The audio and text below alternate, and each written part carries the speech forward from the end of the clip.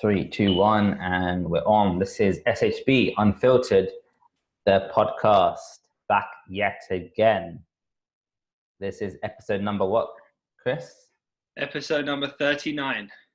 39, which means we have been podcasting, going live and recording every single day for 39 consecutive days.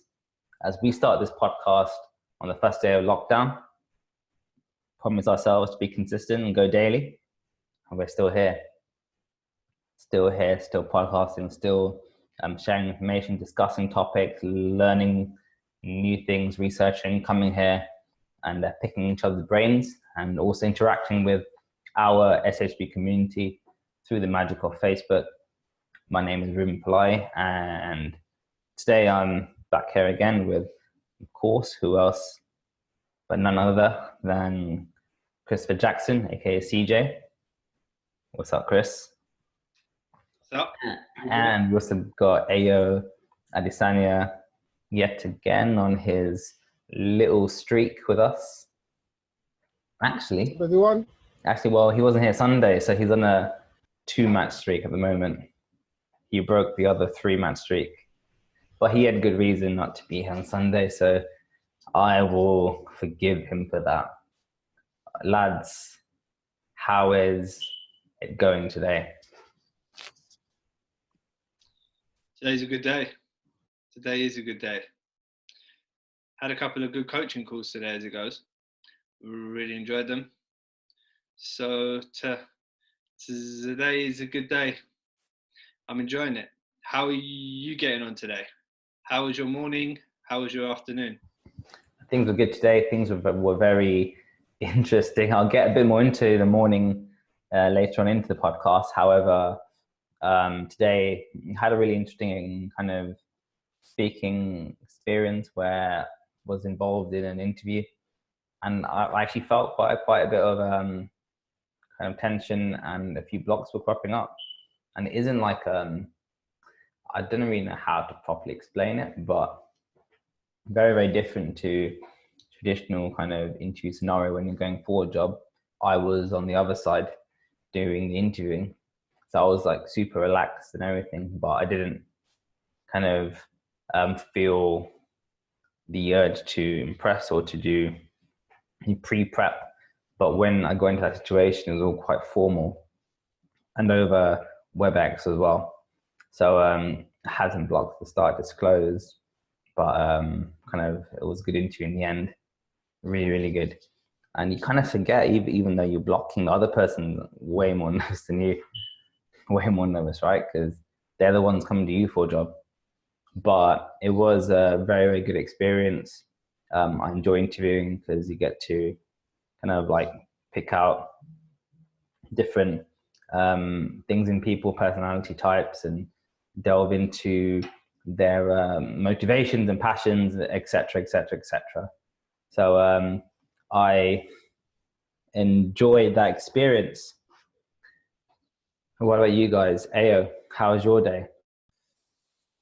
I had a good morning, had a good start. We are now reading to each other every morning as part of the SHB reading club, which I find really beneficial for myself, keeping on top of my speech. I've been working a little bit on my business. That's been fun as always, and doing work on the charity. Very, very good. Very, very good.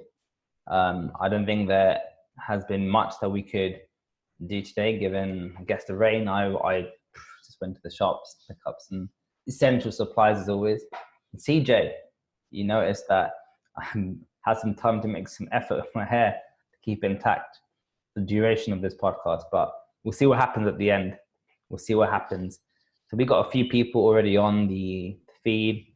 Got Callum, as always. Hi Callum, how's it going, dude?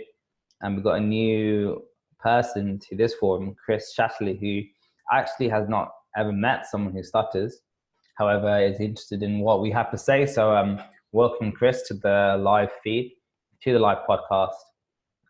We appreciate your presence here. So before we start off, I just want to reflect a bit. How did you guys find yesterday's podcast topic? And I guess, how do you feel at the end of it? Don't be shy. Someone go. For me, it was really good. It felt like a reminder of what we actually do as individuals, as people who have a stutter. That sometimes our circles are so far apart. Our circles being our current version and the version we want to be, and just talking about how we can move those circles together and become the person we want to be right now, and not have to wait to become that person. Christy Jackson. Yeah, I really enjoyed it as well. I think it's a topic that is quite misunderstood in the stuttering community, especially in the stuttering community. I think that if it was discussed more towards the beginning of people's journeys, it would be a lot more beneficial for people when they would realize that their self-actualized self can evolve and change over time. So it can work as a good tool to keep them motivated, to keep them engaged, and to keep them progressing and reach their maximum potential, live that fulfilled life, and live to your capabilities constantly.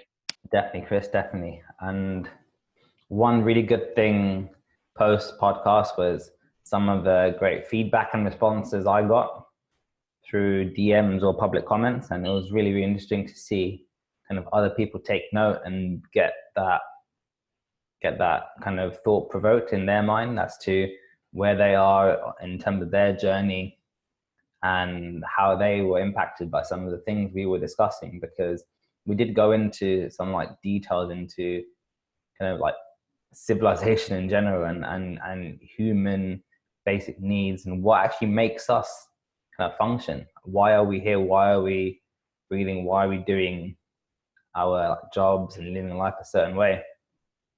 And may have some answers to some of the questions that we have deeper inside, but that's something we can discuss further down the line. So today, given some of the heavy topics we've covered recently, especially with you, Chris, so we did self-actualization yesterday, toxic masculinity on Sunday. I thought we'd change up today and speak about something I'd say is topical, but also a bit of fun as well. I'm trying to stop myself from sneezing right now, so I'm gonna finish off and go on mute. However, before I do it, today's topic is essentially, however you want to phrase it. I haven't really thought of a proper title, but difficult and troublesome characters within the stuttering community. That's it. All right, AO, 3, 2, 1, go. Difficult and troublesome characters within the stuttering community. And the way I thought we should frame it, you can talk theoretically or talk through hypothetical examples that may not be so hypothetical, and kind of like how they obstruct what the bigger picture is sometimes, and why they maybe misunderstand things and what damage they can do in the process. So pick an area. You don't have to like go in order of that, but that could be your guiding structure to how you want to begin this topic. But yeah, just start with like troublesome characters and why they can't see the bigger picture. In terms of troublesome characters, these are the people who like to quote theory, in my experience. Those are the troublesome characters I've encountered in different groups. The people who talk about theory a lot, but actually don't practice what they preach. They don't practice what they preach. They like to quote from books they've read. And this is not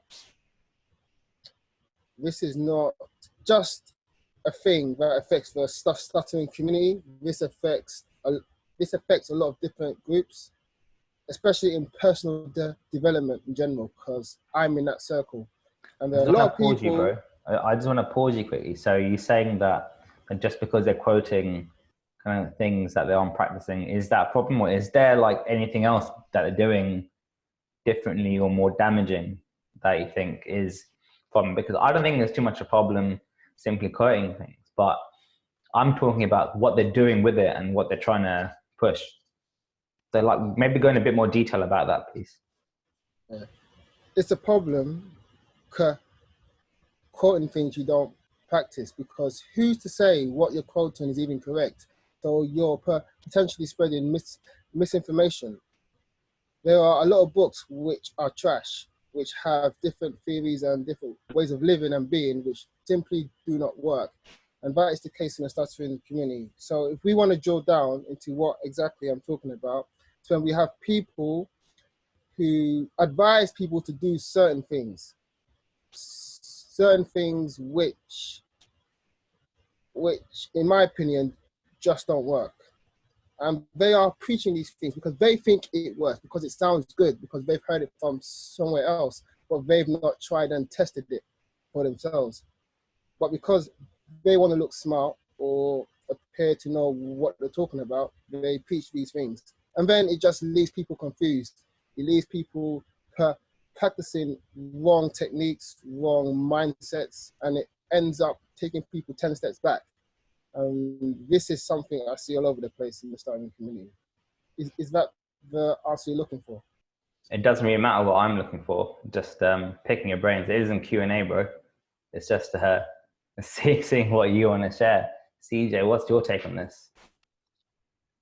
What's my take on it? My take on it is I don't have a problem with people reading books or reading theories or listening to things online or YouTube and then trying to share that information with others, being fully transparent that they have no experience in implementing this.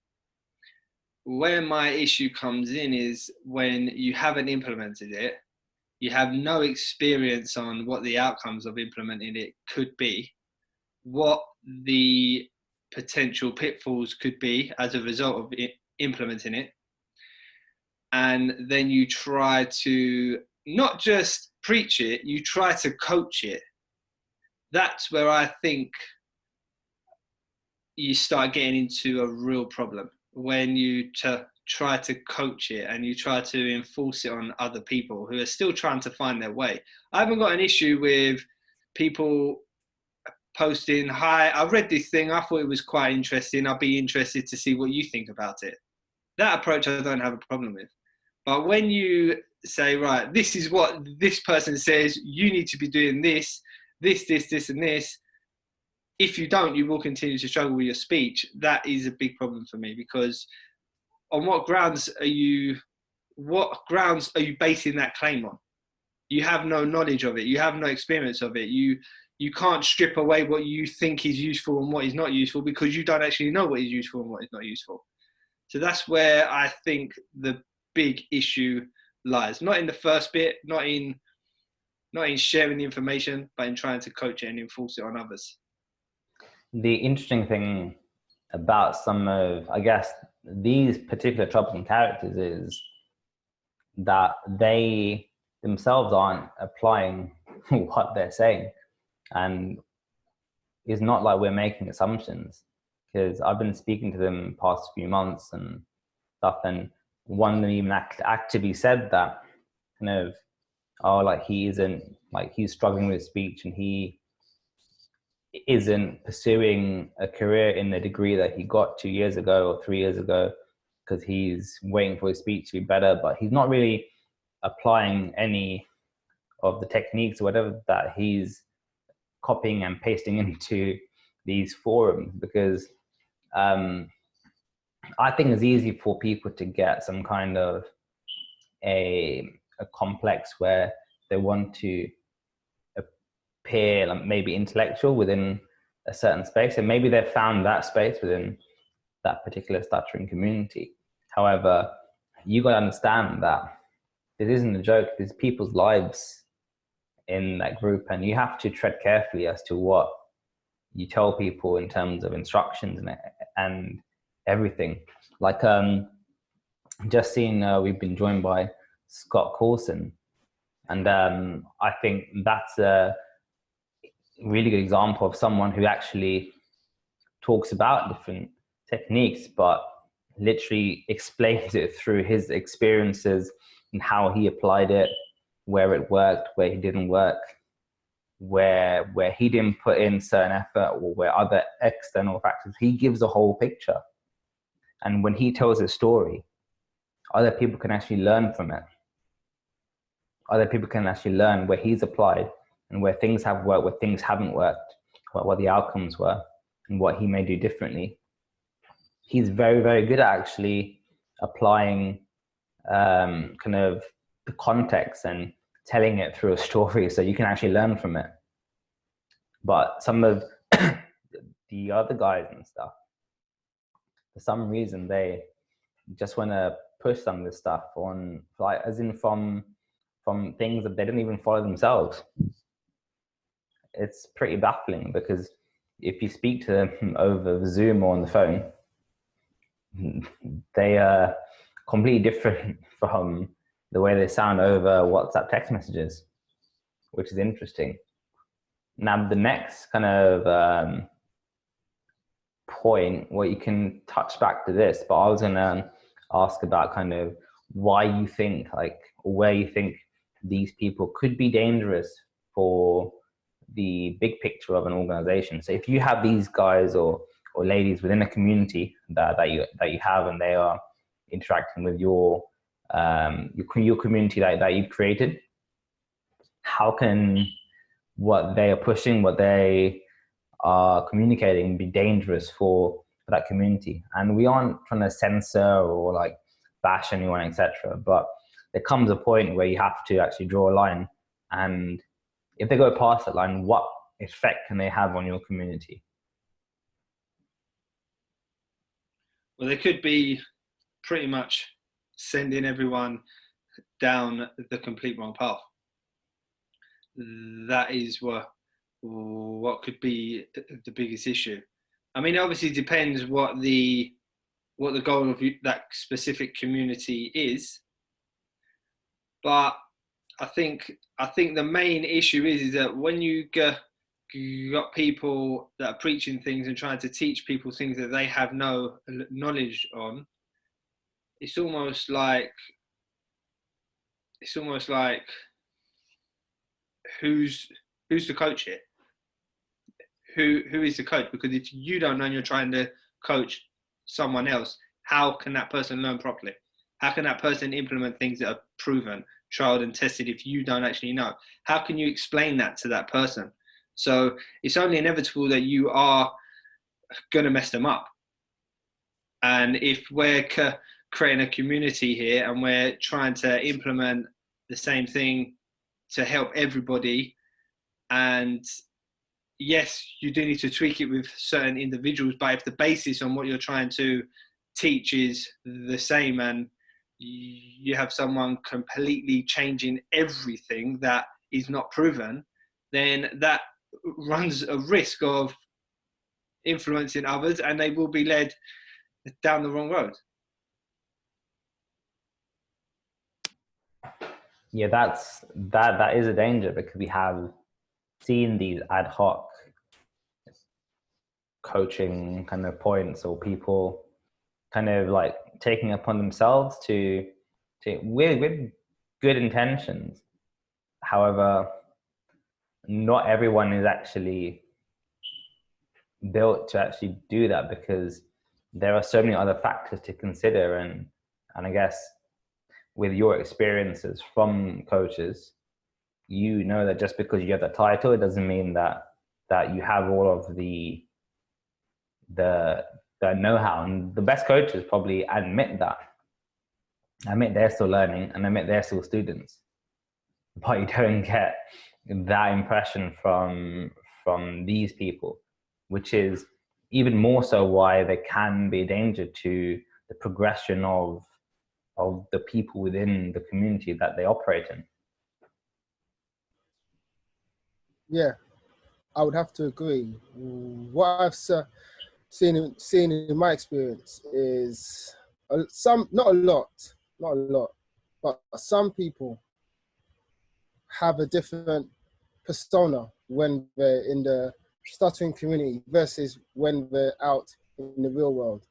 And because the version of them out in the real world is not really quite the person they wish to be, they act out their alter ego, the person they really want to be in the stuttering community, because it's far easier to do that. You know, it's far easier to rise in the stuttering community because a lot of people, truth is, don't really have the confidence or the self-esteem to challenge a lot of people who want to act out in a certain way. So they begin to show their dominance and begin to talk about their beliefs and become a character. But if you look deeper, if you see these people in their day-to-day lives, they are completely different people. And I've seen that across the board in different programs, in different groups. Do you know what this reminds me of? And you guys are probably gonna laugh, but you've probably seen it. You've seen Fight Club. This is Fight Club. It's a good film. This is Fight Club. Fight Club was created because you got all these frustrated guys who didn't have an outlet to actually release their inner emotions and inner masculinity. Like Chris, we touched upon toxic masculinity on Sunday. Like they managed to find this safe space for them to literally beat the crap out of each other underground. And then the next day, they're back into their normal lives, just back to normal, black eyes, bruises, but just carrying on in their jobs as waiters or accountants or just different things on the street. And I kind of see this in the same way where if you didn't have that outlet to actually be your kind of inner self that you think you are, if you can't project that in your actual real life, then you take it somewhere else. And if you find that space within a stuttering community, it can be dangerous. It can be dangerous because we have to encourage them to actually apply that outside, apply these principles and stuff outside, and actually use that in a healthy way. Because it's good to open up, yes, within your community, but you shouldn't turn this into some kind of playground for you to just act like your inner alpha self. You should find a way to be your alpha self outside in your actual world. And because I can only assume they probably can't. I can only assume they probably can't. That's why they bring it in here to I guess give off the persona that they have like reached some kind of higher plane or higher level of stuttering, where in the end we are all on the same level. That's what I believe. We all are on our own individual journey. We are all on the same level. And as soon as you think that you are on a different level of stuttering, you are going down a slippery slope. I'm very, very sorry. You are going in a slippery slope. Yeah, Ruben, do you think that essentially what you're saying is in the outside world, people put people of the stuttering community in the outside world put people above them. They think that they're beneath everyone because they have a stutter. And then when they come into a stuttering community, they see it as like a level playing field. So now they have an equal shot to try to rise to the top. Whereas potentially in their real lives, you feel like they wouldn't ever consider trying to rise to the top in their real life because they have a stutter. Is that precisely being discussed here? Yeah, precisely, because that's kind of why do you think people get excited when they see someone famous on TV stutter?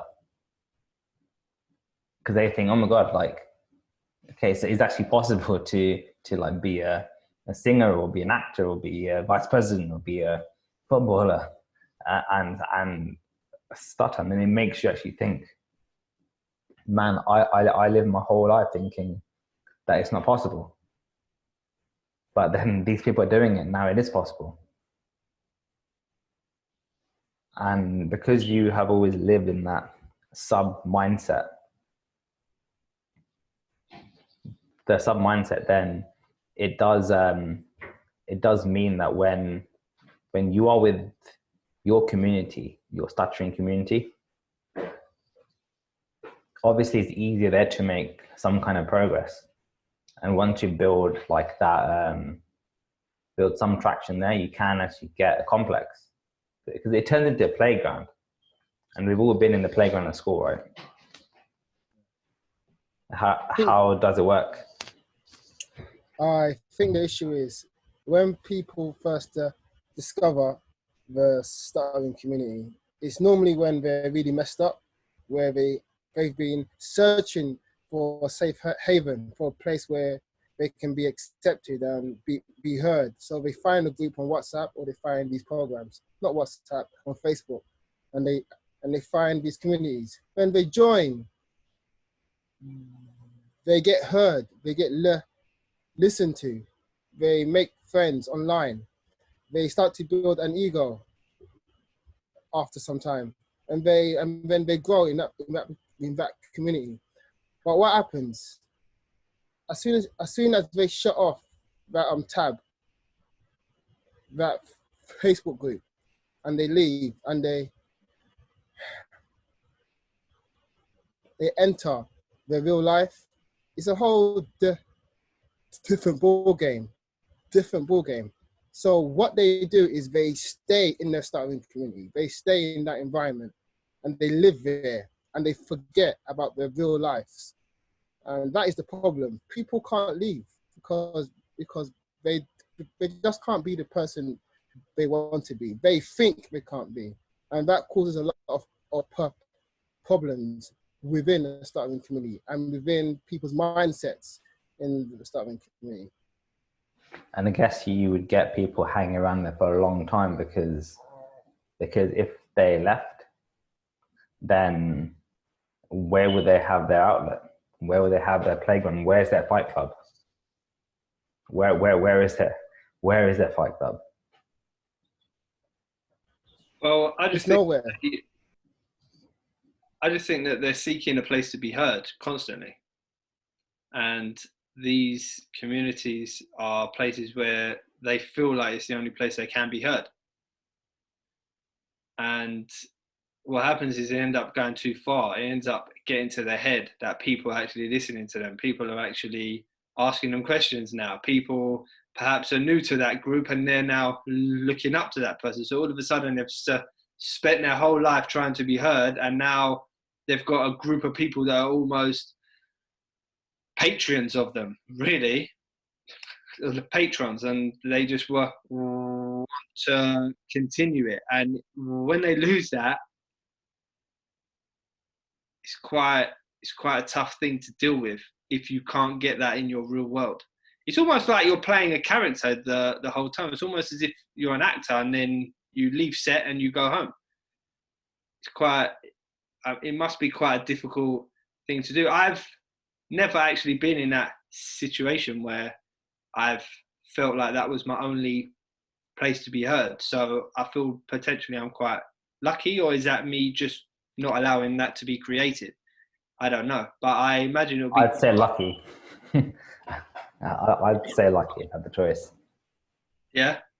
However, like it does provide a platform to actually release your more inner tendencies. So if you were a kind of an extrovert that was submissive to stuttering, and it gives you the platform to actually express that extrovert nature, because you can't do it outside in the real world, because you'd be just blocking your face off in front of people. Yeah, again, I think it depends. Go on. Yeah, again, I think it depends on your why. Again, all comes down to why you're working on your speech. When I first started to work on my speech, after the first couple of days, I went into work and I was working on my speech aggressively. I was trying to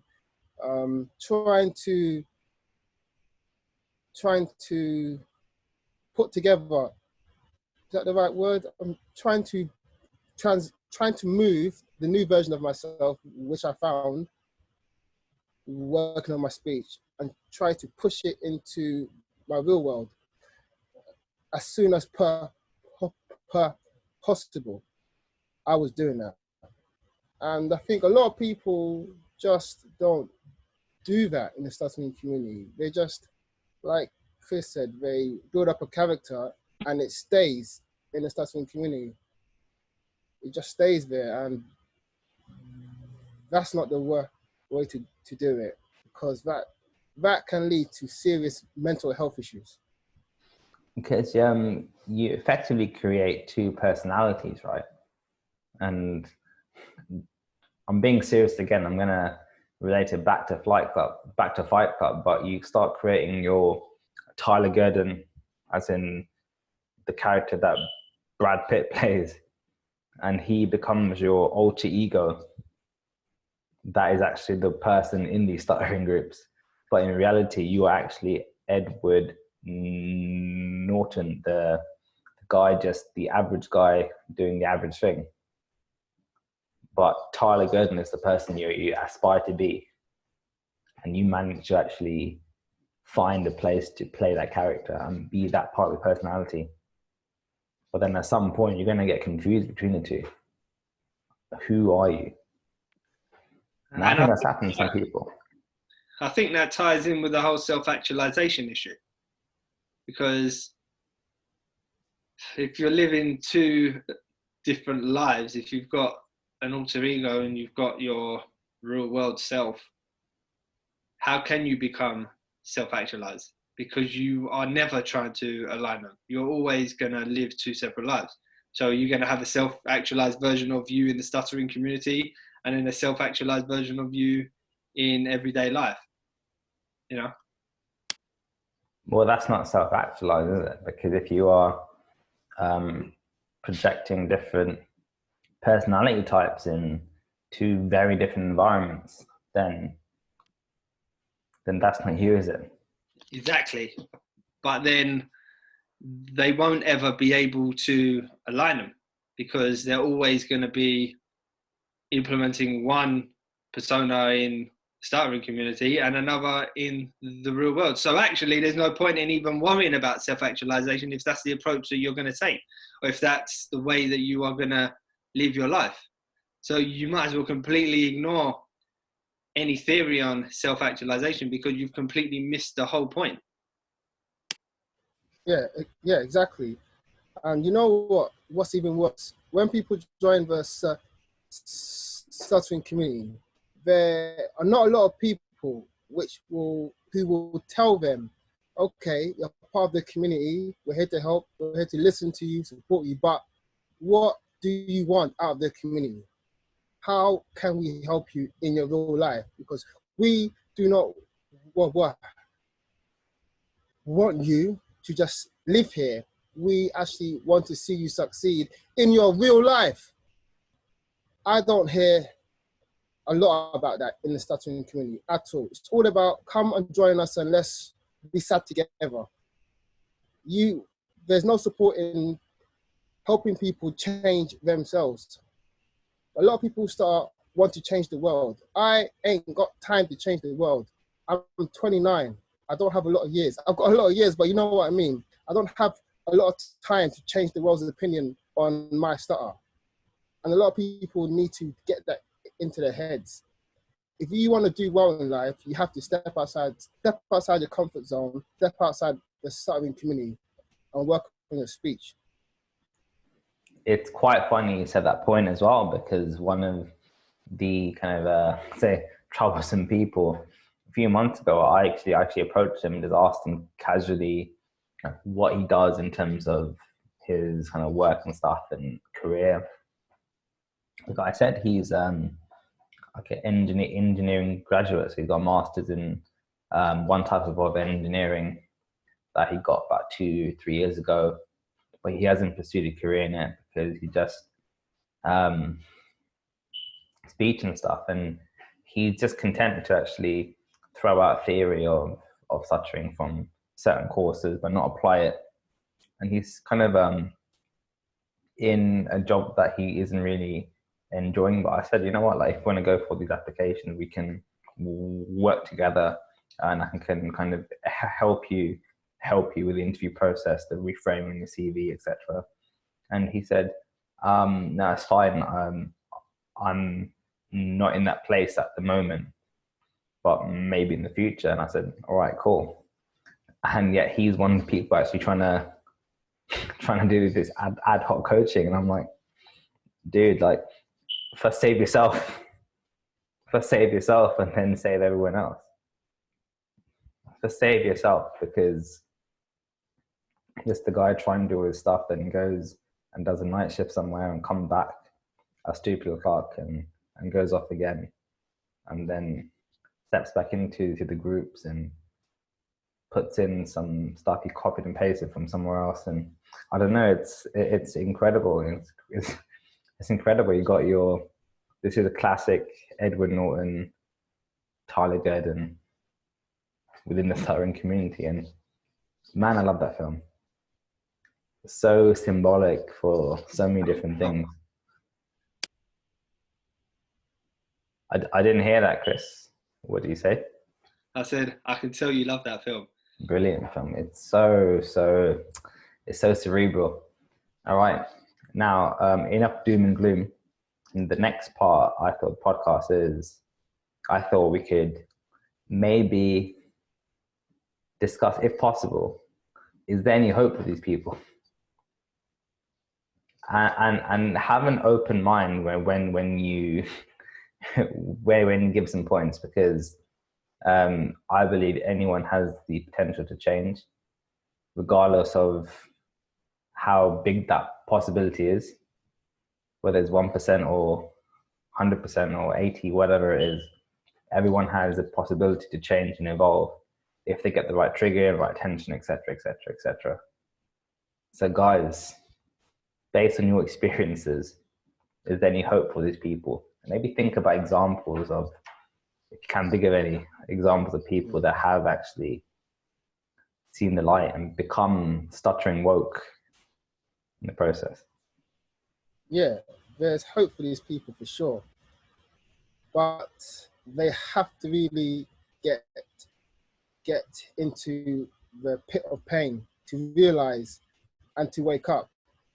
Me, you, and Chris are prime examples of people who are honest, who are transparent about what we do, and about our highs as well as our lows. There is a lot of people who are not at that stage where they can actually come out of their stuttering character in their community and actually be honest about what is going on in their day-to-day lives. I am very honest. I was struggling with my speech for about a year in general. My speech was never really, really bad, but it was bad in terms of my how I see myself. And I was open enough to let you guys know and to receive help from you guys to help me work on my speech. That takes a strength in character, and it takes just an attitude to always grow and improve, which a lot of people have not been taught to have or encouraged to have. There's no support for those type of things. No one is telling them this is what you should do to improve within the stuttering community. People are too afraid to be honest. People just want to be liked. People just want to be liked. And that is not helping anyone. I think as well, on top of that, so just to add, maybe some people are being honest, but actually the people within their circles aren't being honest because they don't want to lose that circle. They don't want to be seen as the one who kind of becomes rogue and goes off on a tangent, and then you're lost from that circle. It's very playground type mentality. CJ, I could see you shaking your head at certain points doing AO. That was in agreement though. Oh, cool. Okay. That's like, boring. As he's talking, I'm just like, yeah, Yeah. right. All right. I think you asked us to have an open mind when we answered this question. And the question was, is there hope for people like this? And I believe there is hope if those people choose to have an open mind. I think there's a couple of questions that they have to ask themselves. And one of them, which is really important, is whatever you know, whatever theory you've read, whatever technique you've learned, whatever program you've been on, have you given it your best shot? Have you really given it your best shot? Because the reason why, well, in my experience, the reason why it's being discussed is because it's not really working out for them the way they want it to, usually in their real world. So can you answer that question honestly? Can you honestly say, yes, I've done everything I can with the tools I've learned. I've tried everything. I've implemented here. I've done this, I've done this, I've done that. And it's not worked. If you can honestly say that, then you need to have an open mind when someone's trying to coach you through something else that they have tried and they have had success with, and it is proven, and they are still using it now, and they are reaching a point in their life which could potentially be inspirational to others, and they're doing things that they want to do, living to their capabilities. I think, well, today I was reading with Leo, and we first started the John Harrison book and paradigm paralysis. And I think this is the issue. They will only stick within their framework and they refuse to take anything else on board. And that creates a big problem, because if your current framework is not working for you, then you can't keep trying to do the same thing over and over and expecting a different result. And that's exactly what people like that do. But not only do they do that for themselves, they try to teach it to other people, so other people can be in that same situation. I see you shaking your head, Ruben. Is that in agreement, or are you disagreeing? I completely agree. Misery likes company, isn't it? Misery likes company. And I guess for them, they would rather keep everyone down to their level than watch them actually shoot up past them. Well, listen, I think their intentions are good. I think they want to see others improve, but they just don't know. They don't know what to teach, and they feel like they should come across as some type of expert because they've been in the stuttering community for so long. But that's not always the case. We're all students. We're all still learning. We're continuing to grow. But yes, other people have implemented things, experienced things, and got success with things. And there's no reason why those people shouldn't be teaching that onto other people. But when you haven't, there's no need to jump the gun and get to that point when you haven't been through the trenches. Yeah, and there are some people in the stuttering community who just don't like to see people get on. They've been in the stuttering community for so many years, and they've tried these techniques, and they've tried that theory, they've tried that, and they haven't had great success. So when they see some people, or a guy or woman, who comes with something different, a different spin on something, and they rise and they improve their speech, and they start to preach and help other people, you get a lot of people who hate that. It's the crab mentality. There's quite a lot of that in the stuttering community. People with the crab mentality, meaning that if you have a bunch of crabs in the box and one crab tries to escape, the rest, the other crabs in the box will try and pull that crab back down. And if the that crab attempts to leave the box again and again and again, those crabs will kill that crab eventually. They will actually kill it. This is proven. Well, that's pretty that brutal, man. serious. I didn't even know that existed. Chris, did you? No, I've never heard of that one. I really want to Google now and You know what? Yeah. Google so it. relevant. It's such a good explanation about some of the stuff we're dealing with at the moment. Incredible. But while doing that, Chris, I'm gonna ask Ao, what's the danger then with these ad hoc coaches? And if you, for example, are someone who's just started on your journey to working in speech, and how do you differentiate these people from actually coaches who can actually help you? Yeah. Once upon a time, a wise man once told me, "Who do you listen to?" You asked me that question. Who do you listen to? I didn't know what to say. Like, what do you mean? Who do you listen to? The thing is, you should only listen to people who you want to be like, or who you want to aspire to be like, or to work with. You know what I mean? You should only listen to people like that. You should not pay attention to people who are on the ground with you, people in the same situation with you. Don't take advice from your family, your friends, people who are in the shit with you, because that's not going to help your situation. You should always listen to people above you, people who are way in front of you.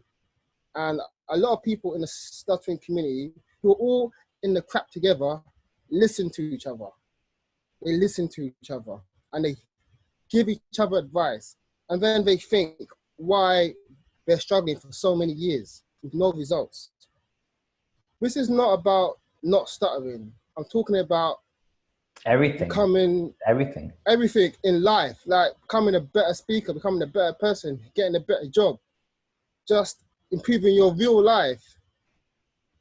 It's a sad world. It's funny because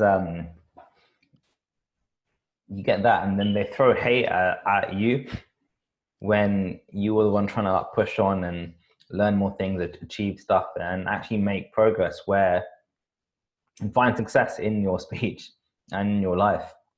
But they don't actually respond to that well because you're kind of breaking away. They see you as that crab trying to escape, and they're trying to pull you back in. You know what? That's a brilliant analogy. I'm gonna. Yeah, but you know what? To add to that though, Ruben, I've just Googled it, and the reason why crabs pull the crab that's trying to escape down is because that crab is trying to escape. So because that crab wants to get out and it's trying to pull on anything it can, it pulls on the other crab that has made more progress than it. that is amazing. Now it's like the ultimate analogy now. That's mind blown, man. Mind blown. And it's so relevant. It's so relevant. It's actually amazing. It's actually amazing.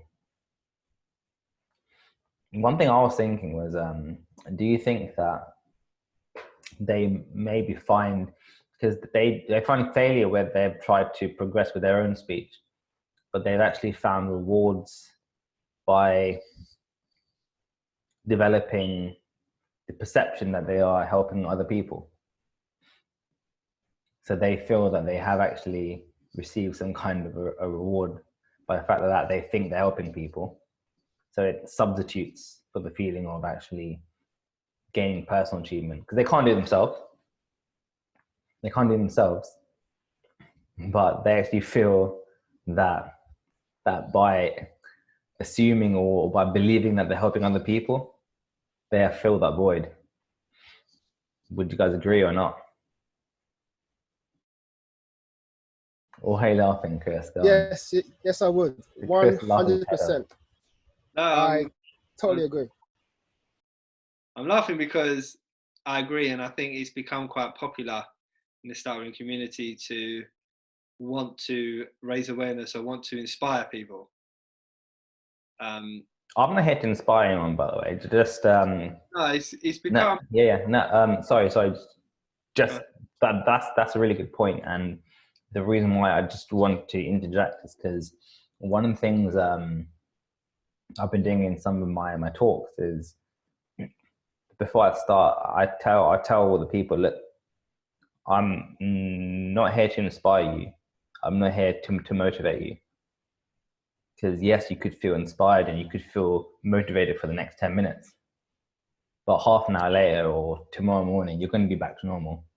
I'm literally here to share information with you to make you more educated for when you next meet a person who stutters. This is not for me to like kind of feel like I'm gaining. I'm trying to actually transfer information to you. So that's the approach I think people miss when they go down this type of route. But sorry for interrupting, Chris. I'll let you carry on. No, that's perfectly fine. I agree. I think that, yeah, it has become quite popular and the in thing to be a stutterer and inspire. The amount of Instagram pages that have followed me who are trying to get their followers up, which is good to raise awareness, but the issue that it raises, and it goes back to what Aya was talking about, the way I would frame it is, it's, if you're trying to coach people off of that wanting to just inspire people, then it's a very dangerous game to play, because it's like non-millionaires trying to give advice on how to become a millionaire, and it's very dangerous. You know, I'm a businessman at the moment, but I'm not gonna ever think about creating a course on how to become a millionaire right now, because I'm not a millionaire. And I wouldn't be trying to coach people on how to become a millionaire, because are you a millionaire, CJ? No. So do you know what it takes to become a millionaire? Well, I think I do. All right, well, that isn't good enough for me, because I want to become a millionaire. I've got a book that told me and some pages that you can read. Yeah, like, well, to be honest, I've been following Gary Vee for quite a long time now, so I know quite a lot. It isn't good enough for me. It isn't good enough for me. You know, what have you done? What have you learned along the way? What have you implemented? What has worked for you? What did you try that didn't work so I don't make the same mistake? If you can't answer me those questions, then there's a problem. And what have you achieved? Like, how have you upgraded your life?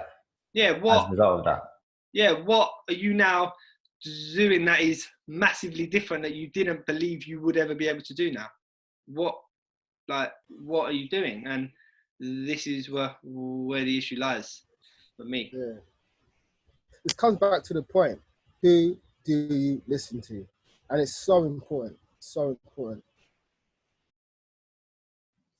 Yeah, it's like I said, you can't make people listen to what they don't want to hear. You can't force people to actually to pay attention to you or to divert from their own paradigm paralysis that they have. You can only present your kind of line of thinking, your facts, and if they want to come on the journey, then they can. But if they can't, then it's all good. We all on our own individual journeys, right? We all on our own individual journeys. It just happens to be that three of us are on a similar path, which is why we're here. I didn't like drag you here or vice versa. We all on our individual journeys, but our paths are actually in line right now. Yeah. This is why it works. But for other people, it's different. At the same time, though, Ruben, I would like to add that if you have worked out what works for you, and you have experienced it, and you have tried and tested it, and you have implemented it, and you've been doing it for some time now, I do feel like there's a responsibility to give back. I do believe that. I do feel like there is a responsibility to offer it out, and if people want to take it, then you're there for them to take it, and you're without there a doubt. Without a doubt, because in the end, between the three of us, we've experience and achieve things that we would not have actually imagined we could do around 10 years ago. We actually have a system and a line of thinking that we can actually teach and transfer to someone else if they're ready. However, we can't force people to come on that journey. It's completely up to them. And the danger is with so many other people doing it before they're ready, trying to implement things before they're ready, it makes it a lot more harder for actually people to work out what is true and what is false. And the only thing I can say is, in terms of advice, what AO said before is look at the person. And if you want to be where that person is, then you follow that person. Simply that, because I've come across coaches who are like instructing and doing all these speeches, but on one weekend, and then the rest of the year they're in a job that they hate. I don't know exactly, but in kind of like jobs where they are not living or fulfilling their potential, jobs where they haven't actually aspired to be in, but that's what they're doing the rest of the time. And that's an example of someone who has intellectualized, worked out how to do a few things, but haven't actually saved themselves before they've actually gone out to save other people. Lads, any final thoughts before we put this one away? Try to avoid